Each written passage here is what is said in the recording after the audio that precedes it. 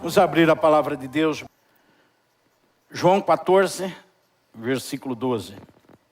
Em verdade eu digo para vocês, aquele que crê em mim, fará também as obras que eu faço, e outras maiores. Fará as obras que eu faço, aquele que crê em mim, disse o Senhor Jesus. Esse é o resumo do texto. Aquele que crê em mim, fará as obras que eu faço, e fará outras que são ainda maiores. Então fará coisas grandes. Diga comigo, coisas grandes. Se concentre nessas duas palavras, coisas grandes. Pense nessas duas palavras, porque é sobre essas duas palavras que eu quero falar com vocês. Coisas grandes.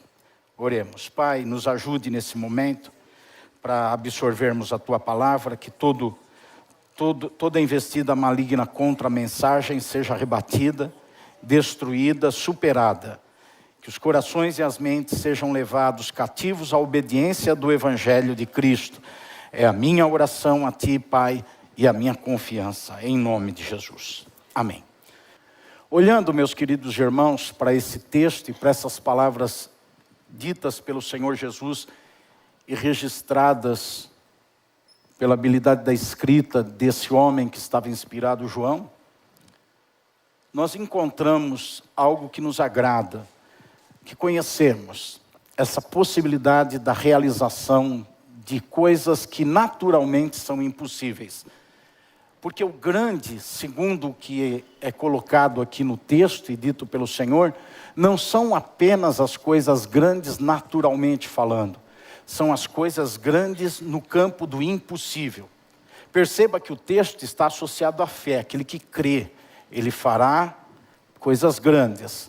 E a fé está associada ao impossível. Tudo é possível para aquele que crê, em outra parte o Senhor diz. Então as coisas grandes, elas são sim, no campo natural dessa vida, mas elas também são coisas sobrenaturais. Coisas completamente inviáveis pela ciência e pela capacidade humana. Mas Jesus extrapola todos os limites do conhecimento humano e da capacidade humana, dizendo, aqueles que creem em mim, eles vão passar fronteiras, eles vão passar a linha que determina o campo de ação que as pessoas comuns chegam, eles farão coisas grandes.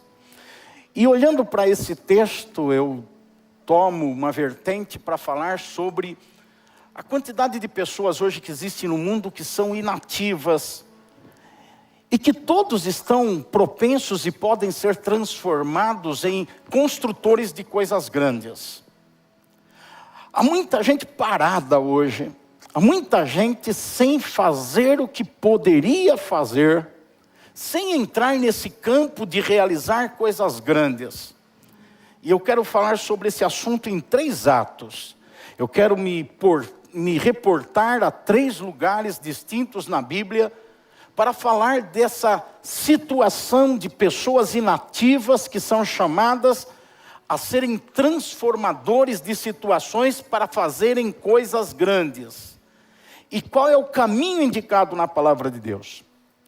Primeiramente, eu quero ir com vocês em Gênesis, no capítulo 1, e colocar os meus olhos aqui, atentos, e pedindo que os seus olhos e o seu coração também estejam assim,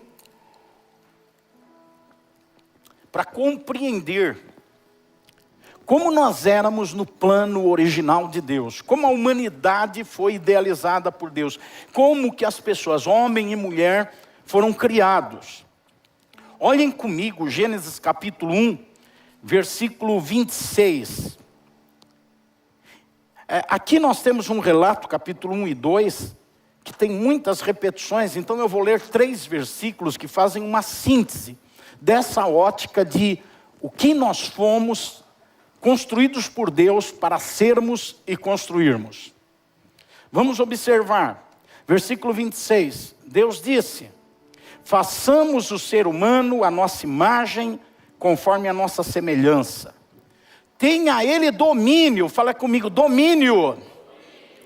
Tenha ele domínio sobre os peixes do mar, sobre as aves do céu, sobre os animais domésticos, sobre toda a terra e sobre todos os animais que rastejam pela terra. O versículo 28, aumentando a informação. Deus os abençoou. Então nós temos, diga abençoou. Temos então domínio e somos abençoados. Quer dizer, nós somos feitos assim. E a grande questão hoje é a gente ficar ouvindo essa mensagem pensando, eu estou assim, mas nós somos feitos assim. Esse é o projeto original de Deus. Pessoas que tenham controle, domínio de situações, de circunstâncias, de coisas, e que sejam abençoadas, ou seja, façam isso de uma forma espiritual.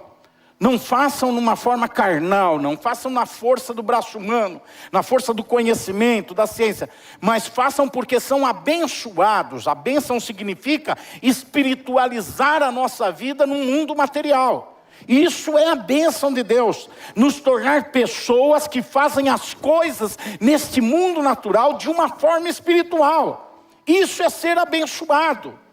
O abençoado, ele trabalha de forma espiritual, trabalha como um abençoado, ele casa, ele constrói a sua família, ele gerencia seus recursos, como uma pessoa abençoada, uma pessoa espiritual. Então está aqui, Deus, então deu domínio, Deus os abençoou e lhes disse, sejam fecundos, multipliquem-se, encham a terra e sujeitem-na.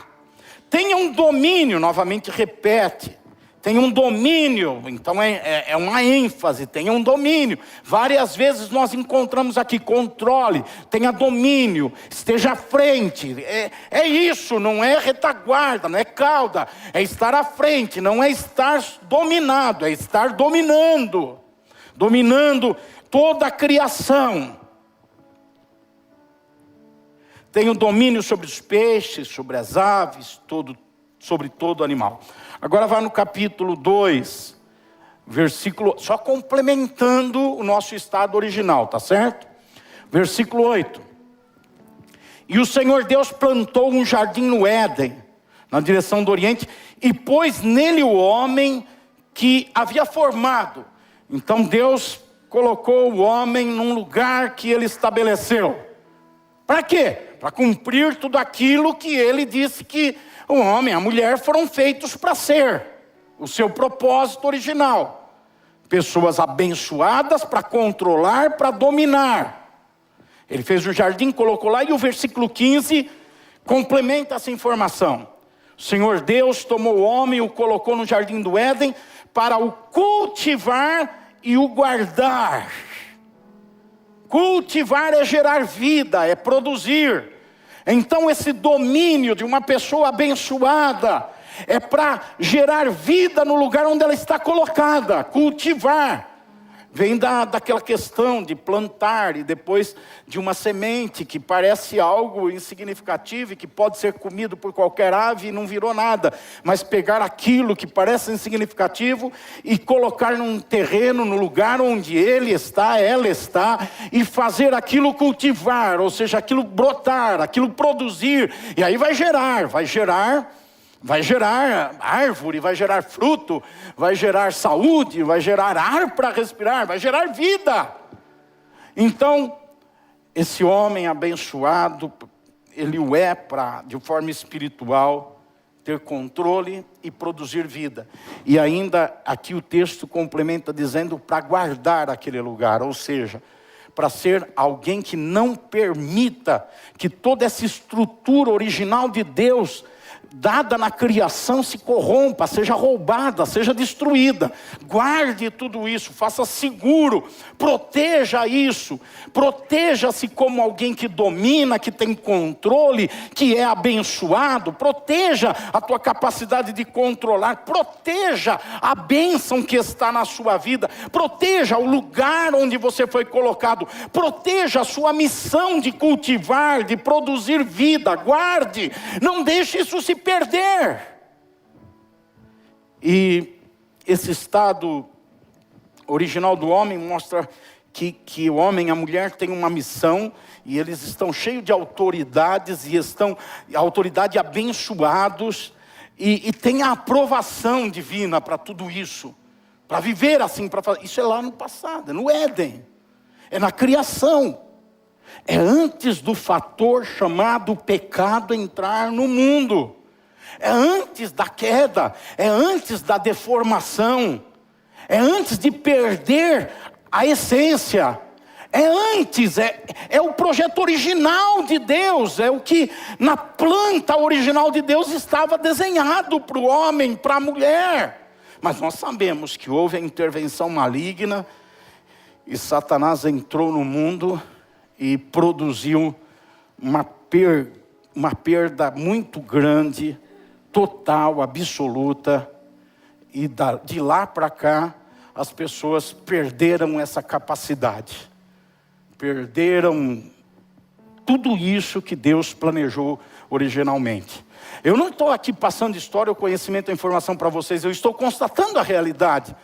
Eu estou mostrando o porquê dos caos, porquê dos problemas, porquê das dificuldades, porque o mundo está como está, porque nós estamos como estamos, porque os nossos ambientes estão como estão, porque a nossa família, o nosso trabalho, nossa profissão, nossa saúde, por que está como está? Porque aquele estado original guardava de tudo isso que nós vivemos hoje, de tudo que a humanidade vive hoje, todas as mazelas, todos os sofrimentos, irmãos.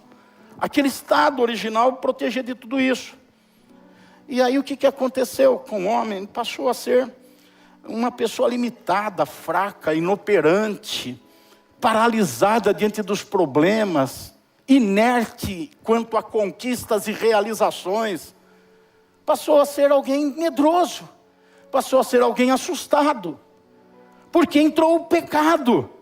Passou a ser alguém que não é mais construtor de grandes coisas, não é mais alguém que faz obras maiores do que a que Jesus fez. Perdeu isso, perdeu, fracassou, passou a fugir de responsabilidades, e a buscar culpa nos outros, dos seus dilemas, dos seus problemas, dos seus fracassos, das suas frustrações. Começou a buscar culpa nos outros. Nós temos a exemplificação disso no processo de Adão e Eva, não é? Deus vai lá, o que aconteceu aí? A culpa é da mulher que tu me deste. Na verdade, Adão estava tendo a posição mais sarcástica possivelmente falando. Ele estava dizendo o seguinte: olha, eu agora estou assim, eu estou com medo do Senhor, eu estou com vergonha de tudo que aconteceu, e Ele não está dizendo, é lógico, mas a sua ação está mostrando isso. Ele está dizendo: eu perdi a minha capacidade, o controle, o domínio, eu não tenho mais senso de cultivar, de cuidar. Por isso que Deus tira ele do jardim. O jardim era para cultivar, ele não vai cultivar mais nada, ele não vai produzir vida. O que ele vai ficar fazendo no jardim? Sai fora daqui, você vai perder tempo aqui, vai me ocupar o meu jardim de qualquer jeito, porque você não cultiva, você não sabe gerar vida. Ele perdeu, ele está dizendo: eu perdi tudo isso. E ele está dizendo: eu perdi por causa da mulher que tu me deste. E ele é tão sarcástico que ele está dizendo que tu me deste. Ou seja, se eu não tivesse a mulher e se tu não tivesse me dado, estava tudo certo. Então a culpa é da mulher e a culpa é tua.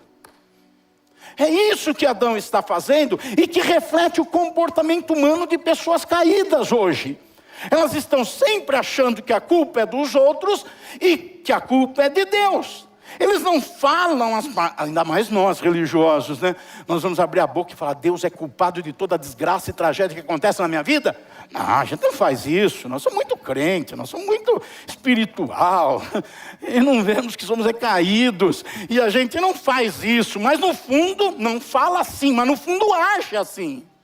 Age assim. Age quando não é essa pessoa que tem controle, que é abençoada, que cultiva, que guarda. Então, quando a gente não está sendo o original de Deus, nós estamos sendo o Adão. Nós estamos sendo essa pessoa que foge dos seus compromissos e das suas responsabilidades. Essa fuga é tão grande, a gente foge tanto que a gente foge até de maneira espiritual. A gente foge de maneira que no nosso conceito é espiritual. Nós encontramos em Êxodo a saída de Israel do Egito. E nós encontramos o que aconteceu quando eles saíram do Egito. Vamos olhar em Êxodo capítulo 14. Êxodo capítulo 14, E nós vamos encontrar no versículo 4, Êxodo 14, versículo 4, Deus dizendo para Moisés que o povo está saindo do Egito, aqueles 600 mil homens, mulheres, crianças, gado, bens, tudo saindo do Egito. E Deus fala para Moisés: eu vou endurecer o coração de Faraó para que os persiga, eu serei glorificado, e os egípcios saberão que eu sou o Senhor. E como que o povo recebe essas palavras e faz? Olha no versículo 11.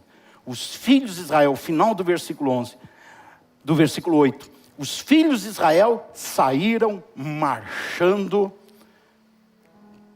corajosamente. Eu estou no versículo 8. Vocês ainda estão lá no 1. Versículo 8. Vamos repetir isso? Marchando corajosamente. Como é que eles estão saindo? Estão marchando corajosamente.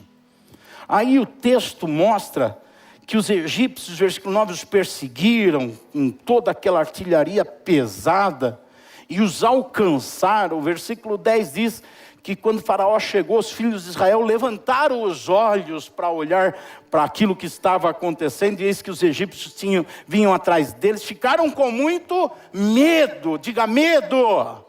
Ficaram com medo, começaram a ficar assustados. E eles clamaram ao Senhor.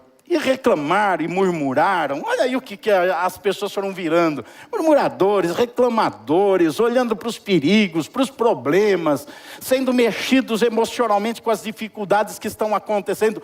Notem que Moisés já tinha a palavra de Deus. Deus já tinha chamado ele e falado: eu vou tirar vocês, depois eu vou permitir problemas na vida de vocês, para que eu seja glorificado em tudo isso. Notem que Deus já tinha precavido. E eles, quando ouviram, foram entusiasmados. Assim como a gente, quando ouve uma mensagem, canta um louvor, tem um culto dinâmico, somos tocados e a gente sai do culto e diz: aleluia, acabou os problemas, aleluia, achei o baú da felicidade, glória a Deus, a partir de hoje vai ser diferente.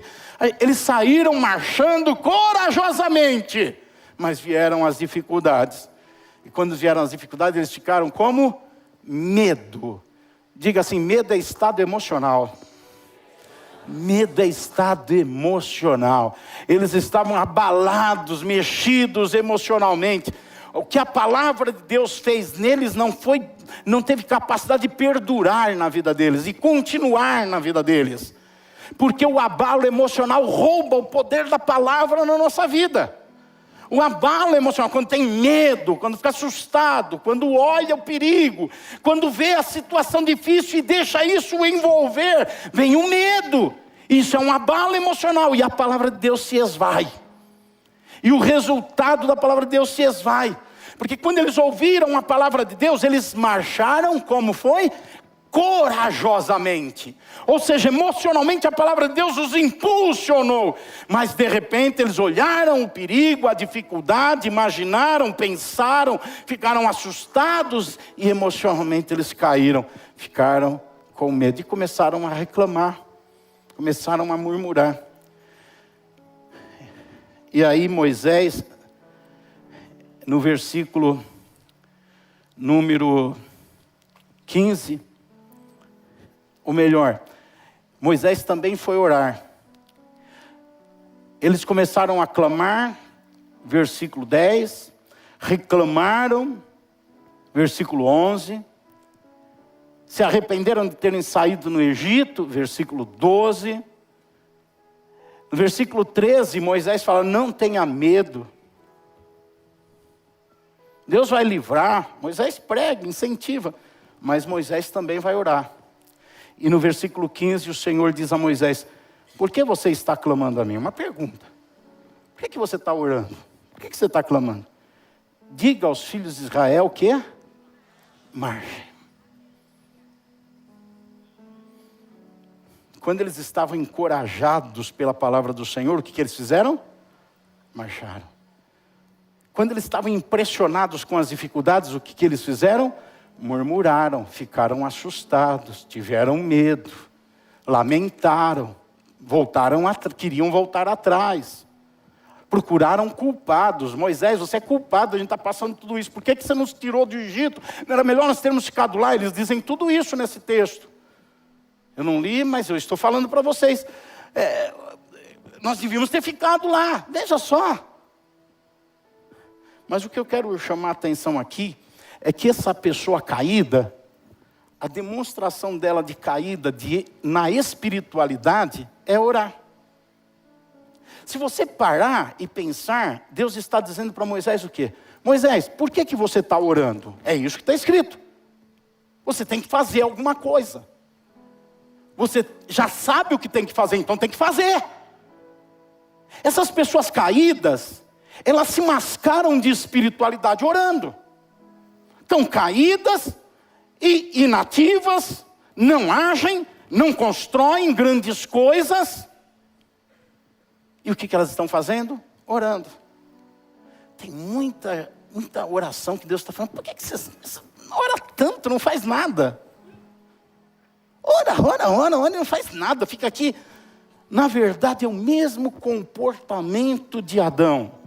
Vão orar para dizer, Deus faz alguma coisa. Se não acontecer nada, a culpa é sua.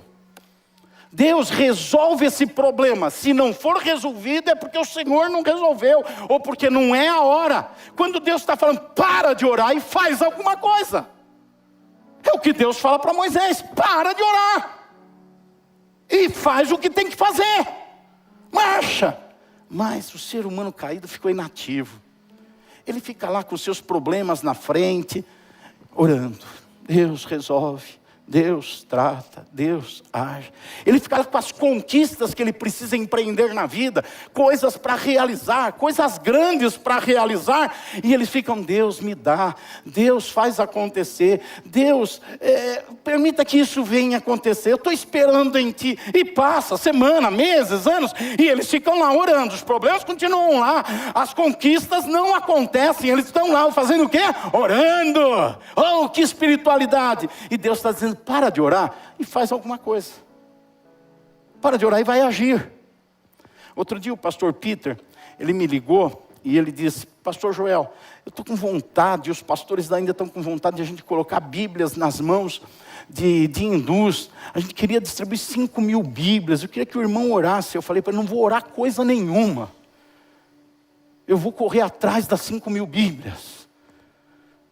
Eu vou buscar 5.000 Bíblias. E comecei a falar, nem falei com vocês, porque nós aqui vamos ficar para setembro. Agosto é fora daqui. Estou buscando as Bíblias, vão orando para que eles tragam as Bíblias, porque agora é a hora de orar. Mas em setembro, pare de orar. Em setembro eu vou chegar aqui e falar para vocês, façam alguma coisa. Agora estão fazendo lá. Ontem no Rio de Janeiro me ligaram, estamos enviando 450 Bíblias. Já tinha 1.100. Me ligaram do Ceará, me ligaram vários lugares, estou mandando 200, estou mandando 150, 300. Estão mandando, estão fazendo alguma coisa. Eu não consigo ser esse tipo de pessoa que vê o problema e fica lá orando. Deus, resolve o meu problema. Resolve a situação, Deus. Trata disso, Deus. Perdemos o senso da oração para manter espiritualidade, para obter sabedoria, para agir corretamente. Perdemos as pessoas caídas, improdutivas, inativas, paralisadas. Elas oram para que Deus faça, para que as coisas aconteçam e elas não façam. As pessoas que são restauradas, esses construtores de grandes coisas, eles oram também, mas eles oram para ter intimidade com Deus, para ter sabedoria de Deus, para ter graça de Deus na sua vida, e eles oram e agem. É oração. Oração. Oração. Os caídos é só oração. Os caídos só ficam na oração, são passivos, são inertes, são paralisados. Nós não estamos aqui porque ficamos só oração, nós ficamos oração. Esse templo existe, a missão desafio existe, o seminário existe, eu existo, você existe, porque não ficamos na oração, ficamos na oração. Essas pessoas inativas, elas cobrem o seu comodismo, a sua incapacidade de agir com espiritualidade falsa. Oração sem ação é espiritualidade falsa. É perda de tempo. Por que Jesus orava tanto, irmãos? Para ter a ação da cruz. Para ter a ação de subir no Calvário. Para ter a ação de se entregar. Ele orava, ele se fortalecia, ele se renovava. Assim era a igreja primitiva. Assim devemos ser nós. Orarmos para agir. E não orarmos para cobrir a falta de ação. E deixarmos nas mãos de Deus. Por que você não fez aquilo? Eu estou orando. É um escape da responsabilidade. Não age para orar. Quando nós temos que orar para agir. Então, é isso que virou o homem, que virou a mulher. Pessoas deformadas no seu potencial de realização, incapazes de fazer as coisas. Se colocar 2 tartarugas para esse tipo de gente cuidar, uma foge e a outra engravida. E a pessoa vai estar lá, Deus, não deixa a minha tartaruga fugir. Deus, protege a minha tartaruga dos tartarugos sem vergonha que tem por aí. Não deixa ela engravidar, ela se perder. Estão lá orando. E as tartarugas estão fugindo. Estão engravidando. Porque são inertes. Acham que Deus é que tem que fazer tudo. O Senhor chamou os discípulos e disse para eles, agora vocês vão pregar o evangelho, eu dou poder para vocês, eu dou autoridade. E aí vocês se virem, vocês corram, vocês façam. Já pensaram eles saírem no outro dia e ficar, nós vamos orar, vamos ficar aqui orando para o Senhor salvar o mundo, vamos ficar aqui orando para que as nações sejam alcançadas. E Paulo se converte, em vez de pegar um navio, ir para lá, para cá, para evangelizar, para pregar, ele fica só, estou orando para Deus levantar pessoas, tocar nas pessoas, para Deus fazer as coisas. São as pessoas caídas, inativas, elas se escondem atrás da oração. A oração não é para nos escondermos atrás dela, é para nos apresentarmos pós ela. É para orar e depois nos colocarmos. Neemias soube da dificuldade em Jerusalém, e a Bíblia diz que ele se pôs a orar, ele se pôs a jejuar, e ele não ficou, Deus, faz alguma coisa, Deus. Ele foi orar, ter intimidade com Deus, e quando ele terminou esse período, Deus falou, agora é com você. Chegou a hora que Deus falou, para de orar e age. Talvez está chegando a hora na tua vida, naquele projeto engavetado, naquele problema não resolvido, naquela situação que carece uma intervenção. Está na hora de você parar de orar e agir. Por que não vai para frente a sua vida profissional? Sabe que você não tem que parar de orar e agir?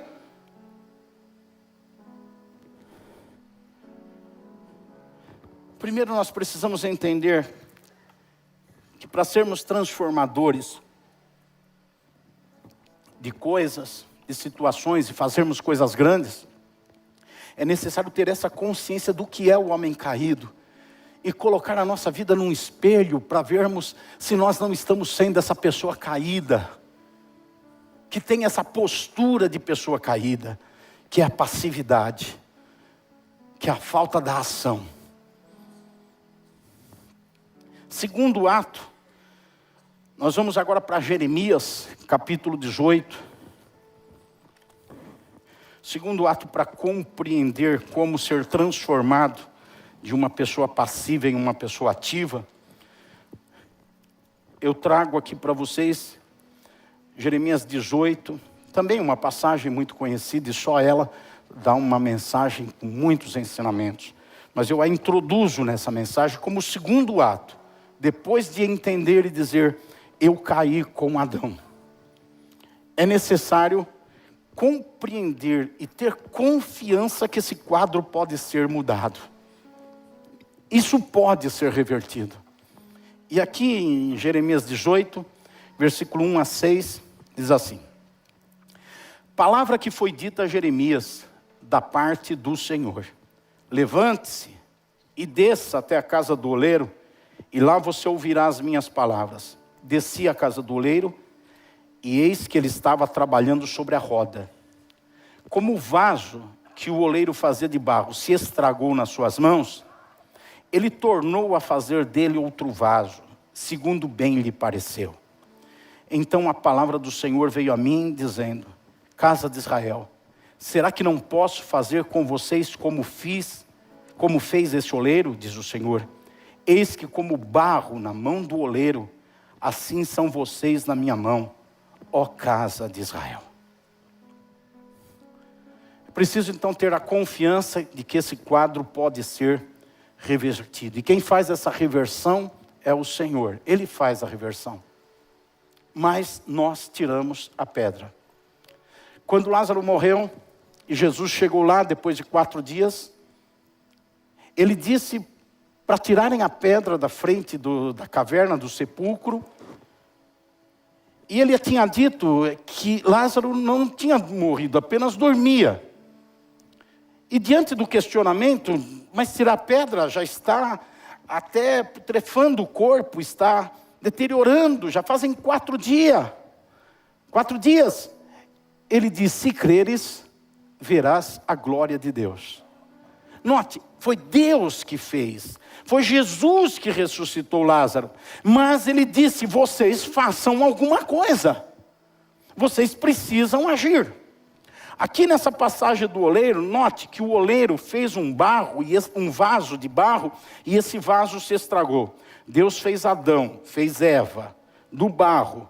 O barro se estragou, se quebrou, se corrompeu. Aí diz que o oleiro pegou o barro e fez um vaso melhor. Fez um outro vaso. Como é que Jesus veio? Ele veio em carne. Ele veio em barro. Ele veio da essência de Adão, para que agora esse vaso não se quebrasse e fosse destruído. Satanás tentou quebrar esse vaso. Ele chegou em Jesus e o tentou, e ofereceu isso, e ofereceu aquilo. Queria ver Jesus cair, também não conseguiu. Ele tentou até quebrar o vaso, colocando-o na cruz, para matá-lo, para acabar com ele. Mas não conseguiu. Pelo poder de Deus, Jesus ressuscitou ao 3º dia. E vivo está até hoje, não se tem notícia que morreu de novo. Ele está aqui, ele está presente, ele está vivo. Então o segundo vaso é melhor. Mas o que aconteceu com Jesus é o que tem que acontecer com aquelas pessoas que creem. Elas têm que deixar de ser quem eram, para serem novas pessoas. Um novo vaso agora. É possível isso acontecer. Mas é necessário 3 atitudes. No versículo 2 nós encontramos. A primeira atitude que é pedida para Jeremias é: levante-se. Levante-se. Ou seja, saia do comodismo. Saia da posição de descanso. Saia da acomodação diante do fracasso, diante do pecado, diante da falência, diante da morte. Saia da acomodação, levante-se. Você deixou se acomodar nessa situação, levante-se. Levante-se do seu estado emocional caído. Levante-se das suas mãos, teus braços cruzados. Levante-se desse buraco onde você se enfiou, da fossa, da passividade. Levante-se. Jeremias era um homem muito sensível, ele chorava muito. Então tudo que acontecia ao seu redor mexia com o emocional dele, fazia ele se sentir abalado. E Deus fala para ele: você precisa se levantar. Jeremias é chamado do profeta chorão. Ele escreveu o livro Lamentações de Jeremias. Dá para entender o estado emocional de Jeremias? Então Deus fala para ele: você precisa se levantar. Levante-se. Então é necessário levantar-se. Tem gente que gosta de parecer coitado. Tem gente que se realiza quando os outros olham para ele com cara de piedade, de misericórdia, diante da luta que estão. Você já viu aquele irmão que vai contar testemunho, e na verdade não é testemunho, é tristemunho? Ele fica 40 minutos falando das dificuldades, e depois diz: mas graças a Deus, Deus me abençoou. Ele gosta de atrair compaixão. É o mendigo social. Mendigo social. Você já viu um mendigo para pedir? Você já viu a cara do mendigo quando pede? Você já viu o mendigo sorridente, feliz, para cima, alegre, contente, levantado? Ou o mendigo olha para você assim? Tá boa a cara de mendigo aqui, gente? O mendigo vai pedir, ele faz aquela cara de sofrimento. Ele quer que as pessoas olhem para ele e falem, pobrezinho, tadinho dele, tadinho dela. Levante-se. Segundo, desça. Manda se levantar e depois manda descer. Vocês sabem que eu vou falar sobre a posição de humildade, de quebrantamento, de reconhecer a sua miséria, de reconhecer o seu estado caído, se humilhar diante da mão de Deus, diante da presença de Deus. Desça, reconheça as suas impossibilidades. Tira de você a autoconfiança. Eu posso. Aquela tentativa de dizer que vai fazer coisas grandes porque você pode, porque se Deus é por nós, quem será contra nós? Num orgulho, numa posição humana. Desça, seja humilde, seja pequeno, reconheça que caiu, reconheça que é Adão. Reconheça que está fugindo da responsabilidade, reconheça que está procurando culpados, reconheça que as coisas não acontecem, não é por culpa de A ou de B, é por tua culpa, reconheça isso, seja humilde, ao mesmo tempo que se levanta, seja humilde, para reconhecer tudo isso, e depois começar a confiar em Deus, porque somente quem se levanta e quem desce é que pode ouvir. Deus fala, levante-se e desça até a casa do oleiro, e lá você ouvirá. Você ouvirá a minha palavra. Como é que vem a fé, irmãos? Por meio da palavra dita, quando ela é ouvida. Pessoas que não se levantam, não ouvem a palavra de Deus. Pessoas que não descem, não ouvem a palavra de Deus.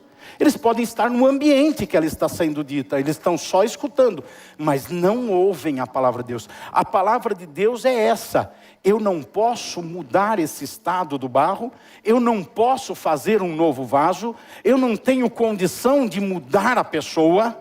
Então pegue a primeira situação, o primeiro ato dessa mensagem, alguém caído, pegue o segundo ato dessa mensagem, Deus dizendo, você precisa confiar que eu posso mudar a situação, eu posso reverter a tua vida e quem você é, eu posso fazer isso. E vamos para o terceiro ato. O terceiro ato é se entregar a si mesmo a um processo, colocando-se como alguém ativo para mudar as coisas. Pergunto para vocês, irmãos, tem coisas que precisam ser mudadas na sua circunferência de vida? Tem coisas que precisam ser transformadas? Você está esperando um anjo? Ou um irmão, uma irmã que vai mudar? É você o agente para mudar. É você que precisa ser esse agente ativo para fazer as transformações necessárias nas suas áreas de vida. Vamos olhar Efésios capítulo 2, versículos 4 a 10.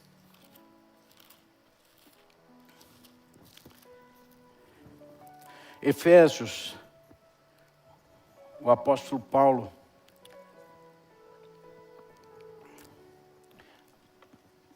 mostra quem é essa pessoa que foi transformada de alguém inativo, passivo, paralisado, em alguém que é transformado para fazer grandes coisas.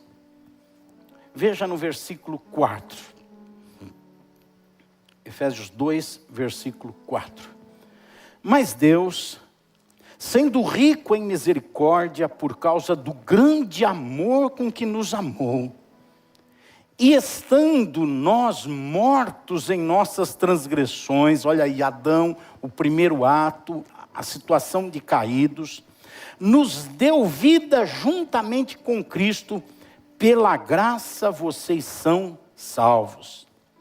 e juntamente com ele nos ressuscitou. O segundo ato, o vaso quebrado, que agora vai ser feito um novo vaso, nos ressuscitou e com ele nos fez assentar nas regiões celestiais em Cristo Jesus. Versículo 7. Deus fez isso para mostrar nos tempos vindouros a suprema riqueza da sua graça em bondade para conosco em Cristo Jesus. Porque pela graça vocês são salvos, mediante a fé. E isso não vem de vocês, é dom de Deus. Não é de obras que vocês são salvos, para que ninguém se glorie. Mas olha o versículo 10. Pois somos feitura dele. De quem? De Cristo. Olha lá, criados em Cristo. Somos feitura dele. Adão foi feitura de quem? De Deus. Adão caiu de dominador, controlador das coisas, com a capacidade para gerar vida, para produzir, para guardar. Ele se transformou em fugitivo, medroso, passivo, buscando culpados. Foi Adão, foi criado em Deus. Mas Deus trouxe Cristo por nos amar e nos ressuscitou em Cristo. Para o quê? Para boas obras. Espera aí. Não somos salvos pelas boas obras, não de obras. Não somos salvos pelas obras. Mas fomos salvos para as... Aplique boas obras no fato de deixar de ser passivo e se tornar alguém ativo.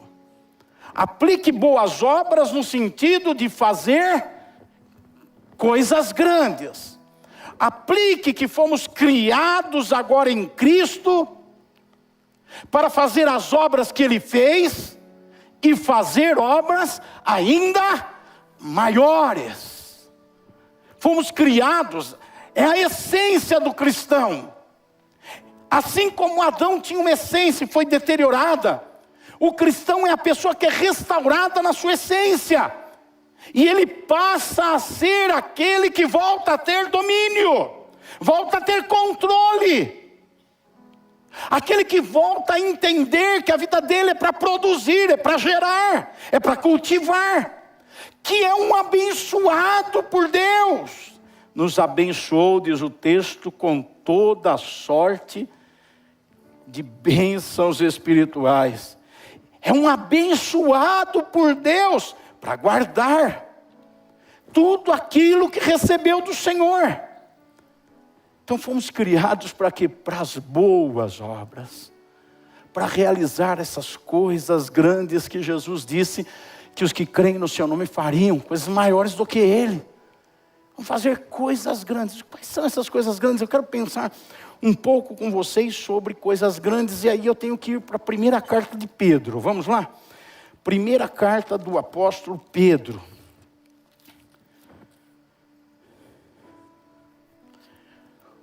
Deixa eu dar uma introdução rápida para vocês nessa primeira carta, e indicar que Pedro, nesses 5 capítulos dessa carta, e nos outros da segunda carta, ele está mostrando como é que sai da condição de uma pessoa caída, do Adão lá do Éden, que perdeu tudo aquilo que tinha, e se transforma em um agente construtor de coisas grandes.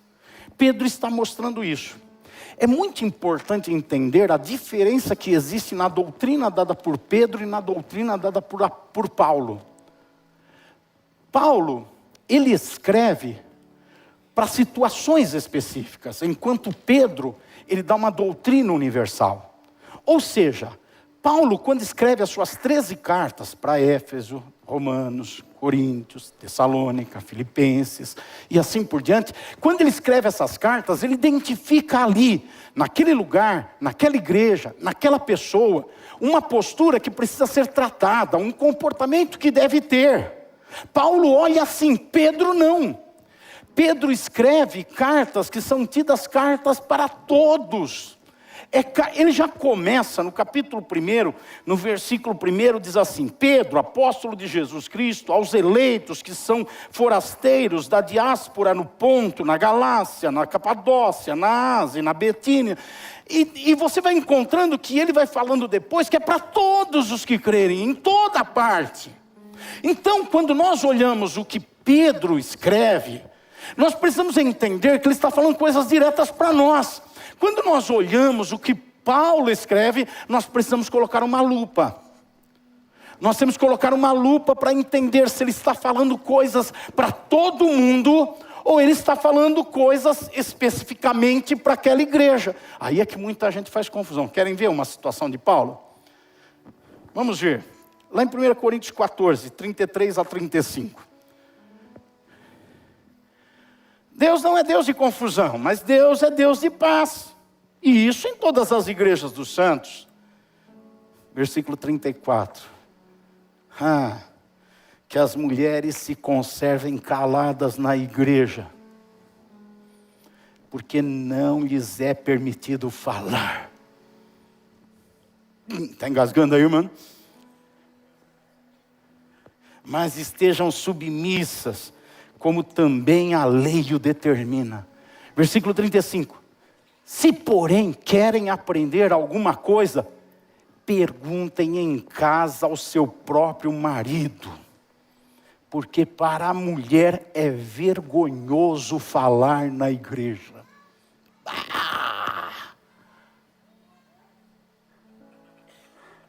Tem irmão no íntimo falando, agora começou a mensagem. E tem irmã falando, lá vem heresia. Porque Paulo está localizado numa situação da igreja de Coríntio, num tempo e num lugar onde as mulheres se achavam bambambã, superiores aos homens, que queriam tomar a rédea, o apito era rosa, e elas queriam tomar rédea em tudo lá frente, porque nós somos, nós podemos, O movimento feminista começou ali. As mulheres estão posicionadas, que esse cara não entende nada, eu sei, eu é que entendo, tem que ser assim, tem que ser assado. Paulo olha aquela situação aos coríntios, e ele escreve uma carta aos coríntios, diante de uma situação específica, e fala, cala a boca. Os homens digam para as mulheres, não diga não, fica quieto. Não diga nada, só ouça. Então Paulo fala assim, para as mulheres, fiquem quietas. Se vocês querem falar alguma coisa, falem para perguntar e aprender para os seus maridos em casa. E solteira não fala nunca, está dizendo o pastor Carlos. Então, fala para aprender com seus maridos em casa. Fiquem quietas. Veja, isso não causa grande polêmica nos dias de hoje? Esse tipo de mensagem serve para aquelas mulheres que se acham. Aquelas mulheres que se acham que o marido não sabe nada, os homens não sabem nada, a igreja não é assim, tinha que ser assim. Aí cabe nessa situação, que era a situação de Corinto. Mas não é uma mensagem geral para todo mundo.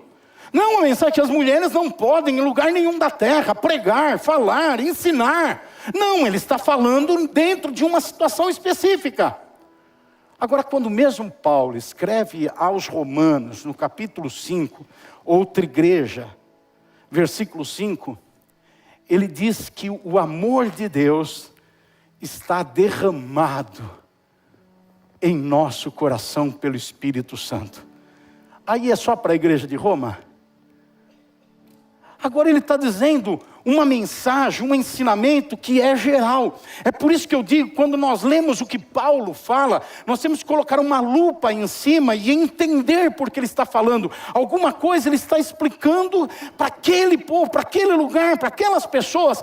E pode ter um aprendizado ali, sim, como nesse caso da mulher. Porque hoje não é que, nenhuma mulher pode falar, mas aquela mulher metidinha, fica quietinha no seu lugar, né?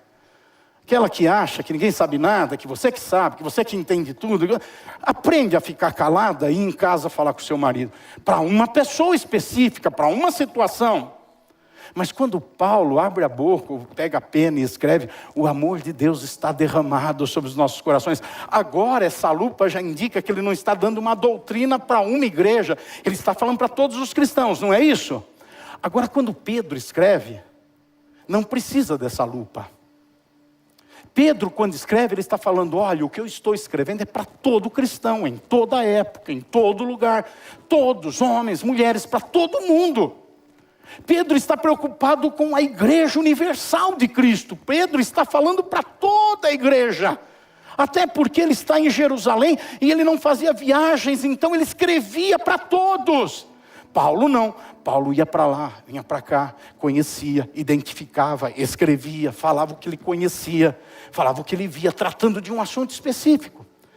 Toda essa introdução é para eu concluir a mensagem mostrando como que Pedro indica que essas pessoas que se transformam em pessoas ativas, que constroem grandes coisas, agem e vivem. E isso serve para todos.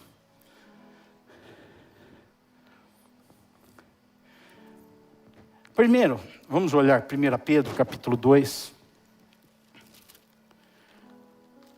No versículo 1, ele diz, portanto, abandonem toda maldade, todo engano, hipocrisia e inveja, como todo tipo de maledicência. Isso é uma mensagem universal, é para todo crente em todo lugar. Abandonem o pecado. Abandonem tudo aquilo que afasta você de Deus. E gradativamente vai tendo do Espírito Santo a revelação do que tem que ser mudado. Vai tendo a revelação de como falar. Eu não estou dizendo os textos, mas está tudo aqui nessas 5 cartas. Leia nesses 5 capítulos. Leia depois com calma na sua casa esses 5 capítulos. Quem não abandona a iniquidade não vai conseguir transformar coisas e situações. Não vai fazer as grandes coisas. No versículo 2, ele diz, como crianças recém-nascidas, desejem o genuíno leite espiritual para poder ir crescendo. Então, depois de abandonar o pecado, precisa ter um desejo por espiritualidade. Um desejo de vida com Deus, de relacionamento com Deus. Ele está mostrando que sem esse desejo, não vai ter crescimento. E somente as pessoas que crescem é que vão fazer coisas grandes. E depois ele começa a falar em ser ativo. Capítulo 3. Eu não vou ler agora. Só vou mencionar para vocês. Coloquem para mim a primeira ação. Ser ativos na construção da família. O capítulo 3, versículos 1 a 7. Ele começa a mostrar que dentro do casamento, o marido tem um papel, a mulher tem um papel. Cada um vai ser ativo em cumprir o seu papel, em viver dentro daquilo que tem que ser e fazer. Vai ser uma pessoa ativa. Pessoas caídas, elas estão só preocupadas com o papel do outro. Pessoas caídas, está lá a mulher falando para o marido, você tinha que ser assim, tinha que ser assim, tinha que ser assim, tinha que ser assim, tinha que ser assim. E a mulher está falando para o marido, mas você tinha que ser assim, tinha que ser assim, tinha que ser assim, tinha que ser assim. Esses crentes ativos, eles estão olhando para si, eles se realizam cumprindo o seu papel. Eles não procuram se realizar no cumprimento do papel do outro. Pessoas ativas, elas não ficam sentadas na cadeira dizendo, vamos ver se a pessoa acerta. Vamos ver se alguém faz. Vamos ver se alguém vai. Vamos ver se a pessoa age como tem que agir. Vamos ver se ela... Não, as pessoas ativas, elas vão lá. E elas olham o que elas têm que fazer. Elas fazem o que elas têm que fazer. E elas se realizam fazendo o que elas têm que fazer. Elas sentem prazer em fazer o que elas têm que fazer. A mulher sabe o seu papel. Tanto na casa, como na família, como em relação ao marido, em relação aos filhos. Eu não estou entrando no pormenor qual é o papel. Hoje não é para isso. Apenas mostrando que o homem também identifica o seu papel e cumpre o seu papel. São as pessoas ativas, transformadores de situações, que realizam grandes coisas. Depois nós temos essas pessoas como ativas na construção da sua prosperidade. No capítulo 2, versículos 18 a 25, e eu não estou colocando na ordem, da forma como está o texto, estou indo do capítulo 3 para o capítulo 2, porque eu estou olhando na minha visão de prioridades. Então, primeiro a família, e agora a condição de estrutura da família, a prosperidade, o trabalho. E no capítulo 2 ele está falando sobre pessoas que são dedicadas, ainda que sejam empregados, como é que eles devem fazer, aqueles que são patrão, como é que eles têm que fazer, pessoas que são confiáveis. A maioria das pessoas apenas trabalha pelo salário. Elas enrolam tudo que puder. Estão toda hora na folhinha para ver qual é o próximo feriado. e pedindo para o Senhor remir o tempo, para chegar logo.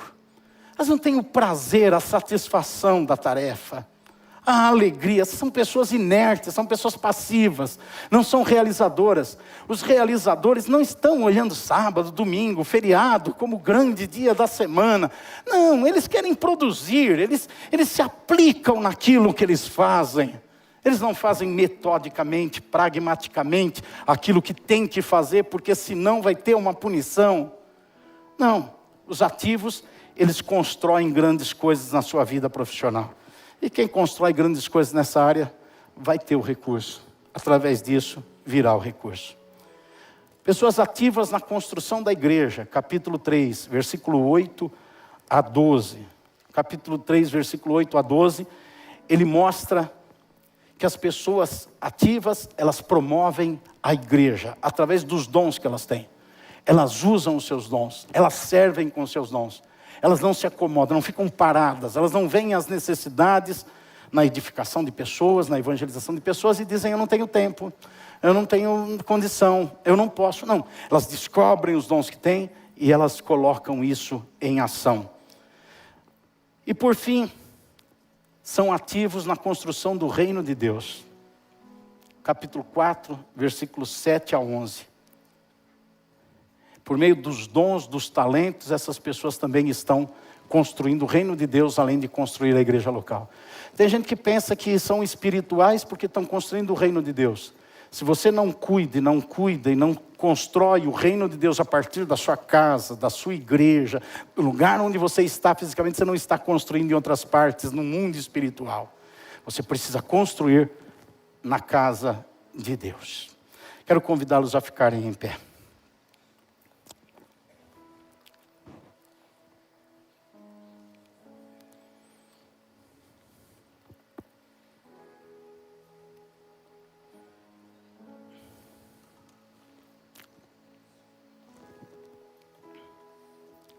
Nós vamos orar. Os irmãos estão subindo aqui para cantarmos louvor a Deus. E a minha expectativa é que você consiga pensar agora ou depois, ou esteja pensando durante essa mensagem, onde é que você se encaixa. Que cada um de nós possamos olhar para a nossa vida e vermos os desafios de conquista que estão à nossa frente, que precisam serem alcançados, e também os problemas que precisam ser resolvidos. E qual é a postura que cada um de nós está tendo diante disso? Qual é a postura? Será que você veio na igreja hoje pensando assim, hoje vai ter uma mensagem que vai resolver o meu problema, vai ter alguém que vai orar por mim, vai acontecer alguma coisa extraordinária? Eu quero te informar que você está sendo essa pessoa passiva. Se você veio dizendo, hoje vai ter um culto, vai ter uma palavra, e eu vou receber subsídio para sair desse templo hoje pegando fogo, para realizar alguma coisa, para construir, para mudar um quadro, eu vou ter uma ação mediante, aí você está sendo essa pessoa que foi na casa do oleiro. Essa pessoa que o oleiro pode pegar o barro, quebrar, amassar, transformar, fazer um novo vaso. Alguém criado em Cristo Jesus para as boas obras. E as boas obras vão ser as realizações das grandes coisas. Essas grandes coisas vão se espalhar em todas as áreas da sua vida, conforme Pedro mostrou.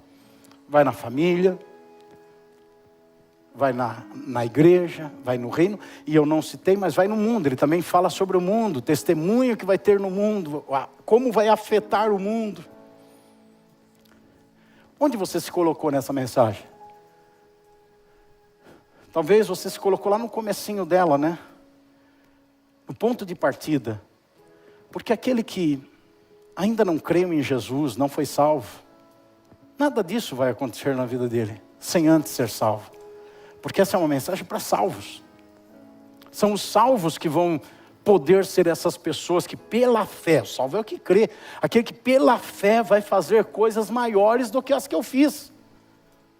Então, se você está no ponto de largada, antes de você receber Cristo como Salvador, se você se rotulou como um desviado, uma pessoa afastada da igreja, de Cristo, da comunhão dos irmãos, e hoje nós temos muitos desviados que acham que podem se relacionar com Cristo sem um corpo, sem uma igreja, sem uma comunhão, sem líderes sobre si, sem servir num lugar. E acham que podem, eles criaram a teologia deles. Pegaram um texto isolado aqui, outro ali, e criaram uma teologia, puseram na cabeça deles, eles estão convencidos disso. E nada disso tem valor para a vida deles. Mas não é a essência bíblica. Infelizmente, eles um dia vão perceber, e espero que não seja tarde, que estavam errados. Tem que fazer parte do corpo, da igreja. Não dá para ser crente em casa. Não dá para ser crente na igreja, aquele crente da cadeira, aquele crente só de religião, não tem nenhum compromisso, não dá. Para ser esse transformador de vida, tem que se envolver com o corpo. Talvez você está nesse começo. Ou talvez você é aquela pessoa que está precisando desse conserto com Deus, de viver com Deus, ou apenas precisa aprender o caminho de ser ativo. Se levantar, descer, ouvir, para poder ser ativo. Curve a sua cabeça, por favor. Querido Deus, nós transmitimos uma mensagem da Tua Palavra. E o mesmo desejo que tenho ao preparar a mensagem para pregar, agora eu trago como uma expressão diante do Senhor, em oração diante do Teu povo que ouviu, para que seja na vida de cada um essa palavra aplicada.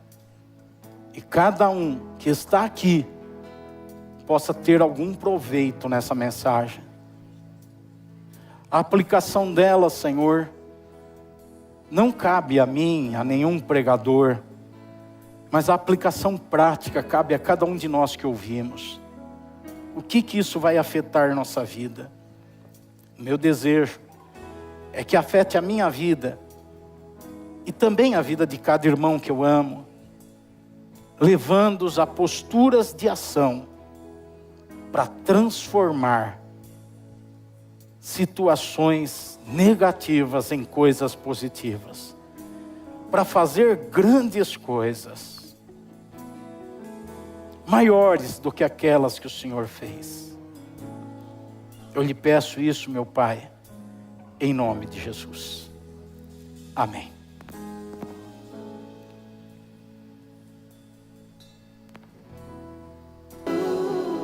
Pedro ainda diz, chegando-se a ele, a pedra que vive, rejeitada sim pelos homens, mas para com Deus eleita e preciosa.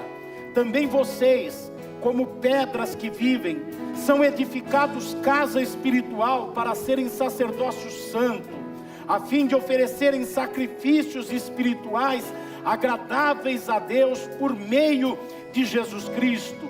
Vocês, porém, são geração eleita, sacerdócio real, nação santa, povo de propriedade exclusiva de Deus, a fim de proclamar as virtudes daquele que os chamou das trevas para a sua maravilhosa luz. Antes, vocês não eram povo, mas agora são povo de Deus. Antes, velho Adão, antes, inativos, antes, parados, antes, paralisados, antes, sem poder de ação, não tinham alcançado misericórdia. Mas agora vocês alcançaram a misericórdia. Aleluia! Profetizo sobre a sua vida que você sai daqui como esse sacerdócio real, um povo preparado por Deus para realizar as boas obras, para fazer coisas grandes. E você pode estar pensando, Satanás pode estar colocando na tua mente, quem é você? O que é grande na tua vida? Tem muita coisa, qualquer coisa que vem nas tuas mãos, qualquer coisa que você coloca os olhos, pode ser transformado em alguma coisa grande, porque aqueles que creem farão as obras, as maiores obras. Uma coisa grande está para acontecer, uma coisa grande está para acontecer, e você vai ser instrumento de Deus, vai ser aquele que vai fazer a coisa grande, em nome de Jesus. Você crê? Você crê? Você crê?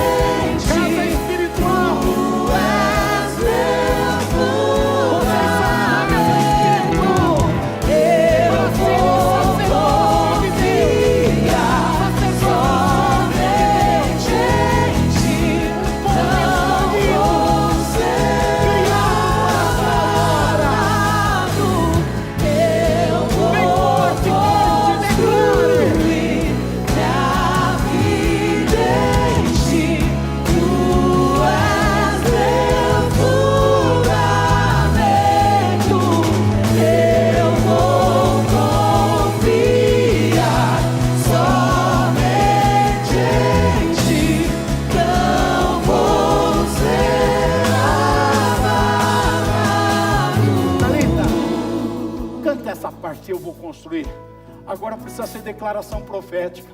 Nós ouvimos uma mensagem que fala para fazer coisas grandes. Segunda-feira está aí, mas tem ainda o domingo à tarde para fazer coisas grandes. É na tua casa, é no trabalho, é na família, é na tua vida profissional, é na tua saúde, é com a sua criança. Onde que é essa coisa grande? Eu não sei, mas aonde você colocar as mãos, vai nascer coisa grande, porque você é alguém de fé, você crê no Senhor. Nós vamos cantar de novo. Eu vou construir minha vida em Ti. Eu vou construir minha vida em Ti. Se tem algum tijolo que não está no Senhor, você vai tirar. Você não vai ficar orando, Senhor, tira esse tijolo. Você vai pôr as mãos e vai tirar esse tijolo. Se está faltando um tijolo, você não vai ficar, Senhor, coloca o tijolo. Irmão, coloca o tijolo na minha vida. Não, você vai colocar o tijolo. Vai ser ativo. Eu vou construir, eu vou construir. Quem vai construir aqui? Quem vai construir coisas grandes? Levanta sua mão e diga: eu vou construir em nome do Senhor. Levanta sua mão e diga: eu vou fazer. Vamos, crente forte, vamos.